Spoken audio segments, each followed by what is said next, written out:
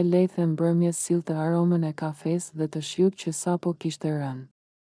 Qyteti dukej si një pikturë e gjallë, dritat reflektonin mbi asfaltin e lagur, ndërsa njerëzit kalonin me nxitim, duke mos e ditur se diku, në një qoshe të vogël të botës së tyre të madhe, dy zemra do ta humbnin gjithçka. E do ta rifillonin nga e para. Emma qëndronte pranë dritares së spitalit, me duart që i dridheshin. Ishte nata e 5 që nuk kishte fjetur. Përballë saj, në shtratin e bardhë, Joy qëndronte ende i pavetëdijshëm. Fytyra e tij, dikur plot jetë, tashmë ishte e zbeth, me një fashë të bardhë në ballë dhe një monitor që tregonte rrahjet e zemrës. Si një kujtesë mekanike e diçkaje që duhej të mbante gjallë dashurinë e tyre. Do të më dëgjosh, më në fund, përshpëriti ajo me zë të dridhur. Sepse unë jam këtu, si çdo ditë, dhe do jem derisa të hapësh sytë. Kishin qenë bashkë prej 4 vitesh. U njohën në Universitetin e Arteve, ajo studente e muzikës, ai piktor që e mbushte çdo bllok me portretet të saj. Dashuria e tyre ishte e thjeshtë, por e plot. Ajo këndonte, ai pikturonte, dhe të dy ëndërronin një apartament të vogël pranë detit, ku muret të mbaheshin nga kujtimet dhe jo nga çimentoja, por gjithçka ndryshoi një pasdite. Kur një telefonat i përmbysi botën, ai është në spital. Ka ndodhur një aksident me makinë. Këto ishin fjalët që Emma do t'i kujtonte gjithmonë. Joy kishte humbur kujtesën. Truri i tij kishte fshirë çdo fragment nga jeta që kishin ndërtuar bashkë. Mjekët thanë se ndoshta do të kujtonte ndonjë ditë, ndoshta kurrë, por Emma nuk u dorëzua. Kur Joy hapi sytë për herë të parë, drita e bardhë e spitalit e verboi. Ai nuk dinte ku ishte, ku. Jam? Pyeti ai me zë të ngjyrur. Një infermiere ju afrua, duke i buzëqeshur but, në spital, zoti Arben. Ke pasur një aksident. Je mirë tani. Ai rudhi vetullat. Arben? Infermierja ngriti sytë nga dosja. Po, ky është emri yt. Jo. Murmuriti ai. Unë jam. Jam. Por fjala nuk vinte. Asnjë kujtim, asnjë imazh. Kur Emma hyri në dhomë, zemra i u drodh. Ajo e kishte imagjinuar këtë moment me ditë të tëra. Eci ngadalë drejt tij, me lot në sy, Joy. Tha ajo me një buzëqeshje të butë, më në fund je zgjuar. Ai e pa gjatë, sikur të përpiqej ta njihte, më fal. A të njoh? Ajo ngriti dorën e tij dhe e vendosi mbi zemrën e vet. Jo ende, i tha, por do më njohësh përsëri. Zemra jote më njeh, edhe nëse truri yt jo. Ditët që pasuan ishin të vështira. Joy nuk e njihte më botën e tij. Çdo gjë duhej rindërtuar nga e para, kujtimet, shihet, ndjenjat. Ai mësonte përsëri të ecë pa ndjerë dhimbje. Të mbaj furçën në dorë, të flas pa ngatëruar fjalët. Emma ishte gjithmonë aty. I sillte libra, ushqim të gatuar në shtëpi dhe muzikë që dikur ai e kishte dashur. Një ditë ajo i vuri kufjet në vesh dhe luajti një këngë që ajo e kishte kënduar për të vite më parë. Nuk të kujton asgjë kjo melodi? Pyeti ajo me shpresë. Ai mbylli sytë për pak. Një ndjesi e butë, si diçka e largët, i kaloi nëpër gjoks. Ndihem si të kisha parë një dritë. Por nuk di pse, tha ai me një buzëqeshje të lehtë. Emma u përlot. Është diçka. Është fillimi. Një muaj më vonë, mjekët vendosën ta lironin. Kujtesa e tij ishte ende bosh. Por fizikisht ai ishte mirë. Emma u ofrua ta ndihmonte të kthehej në jetë. E mori në apartamentin e tyre të vjetër, një studio e vogël me mure të bardha dhe aroma boje që ende s'kishte humbur. Në mur ishin ende varur portretet e saj, që ai si njihte më. Kë i ke pikturuar këtu? Pyeti ai, duke parë një tablo të madhe ku ajo qeshte me flokë të shpupuritur. Një vajzë që ke dashur shumë, tha Emma me zë të ulët. Ai e pa gjatë. Ajo më duket e njohur. Ditët u kthyen në muaj. Ajo i tregonte histori që kishin jetuar bashkë, udhëtimet, natën e parë që u njohën, premtimin për ta pikturuar në çdo stinë. Ai dëgjonte me kurreshtje. por si një spektator në një film që nuk ishte i tij, por diçka po ndryshonte. Në çdo mëngjes, ai e gjente veten duke e pritur që ajo të zgjohej. Në çdo natë, e kërkonte zërin e saj përpara se të fuste gjumin. Ai se kujtonte dashurinë, por po e ndjente sërish nga e para. Një mëngjes, Joy u zgjua herët dhe filloi të pikturonte.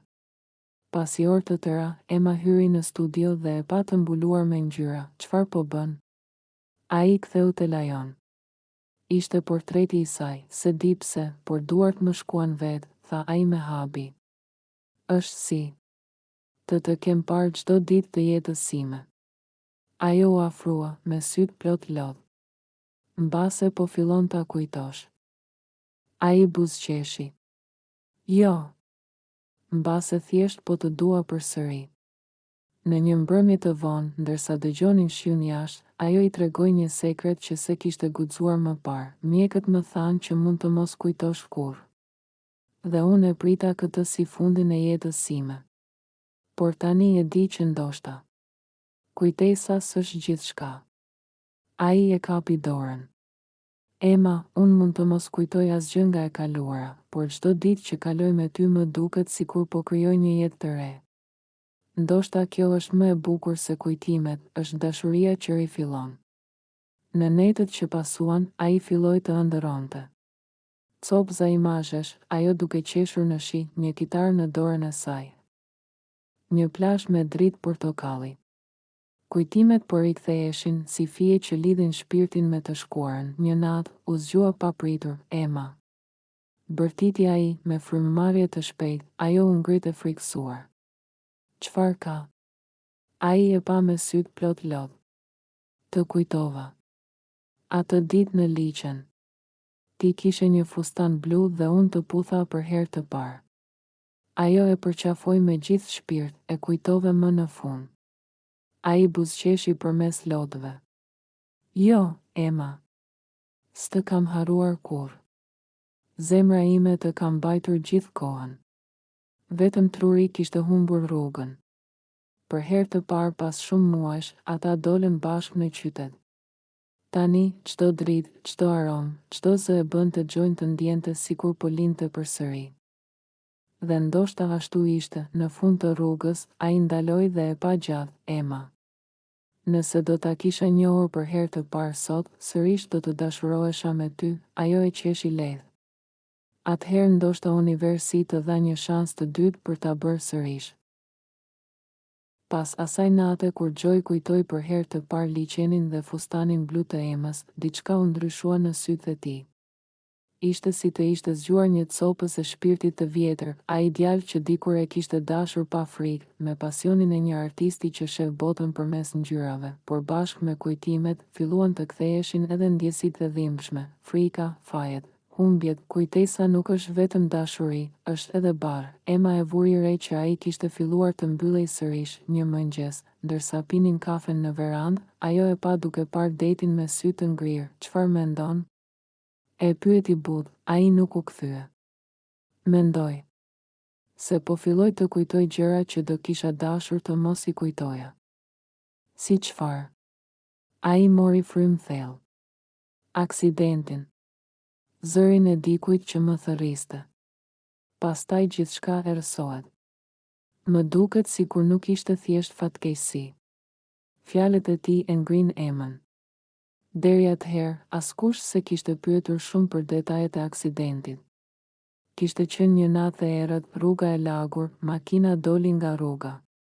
Por tani, një hije dyshimi po lindte. Në ditët që pasuan, Joy nisi të pikturonte me obsesion.